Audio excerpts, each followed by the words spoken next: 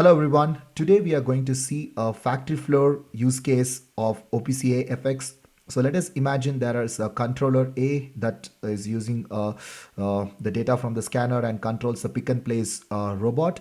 And imagine this robot as these three variables: motor position, motor speed, homing position, that is mapped to the OPCA server's address space as variable type nodes. So most of us are familiar that these three values can be controlled only with OPCA client server communication, and most of us would have tried to download a client and then try to access these variables, read, write, and monitor them. But this is one of the most famous use case. But what most of us are not familiar with the OPC UAFX use case of: imagine these three variables has to be transferred from point A to point B, and OPC UAFX offers different kinds of transport layer protocols with different QoS availability.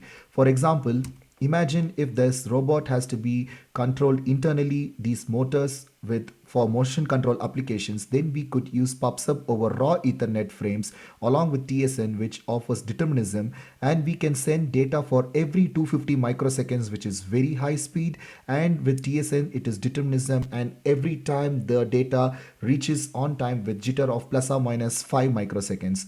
In the next use case, let us imagine that this controller A has to talk to controller B. This can be considered as controller to controller communication, and it ranges from cycle time of 1 millisecond up to 10 millisecond, but the data delivery again should be perfect, and this can be also achieved with a combination of PubSub over UDP along with TSN.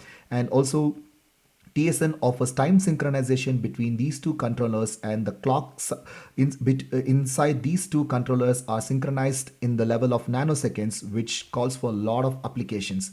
So now this is what a normal factory floor looks like, and in case if you want to push these three variables to the cloud, then you would need an edge gateway or special software or a hardware that translates this data, and again you would need a different protocol to push them to the cloud. But with OPCA, all that you need to do is use PubSub over MQTT. Then you will be able to easily transfer the data from the factory floor to the cloud, along with the security of network level security, application layer security, and also transport layer security, that is TLS.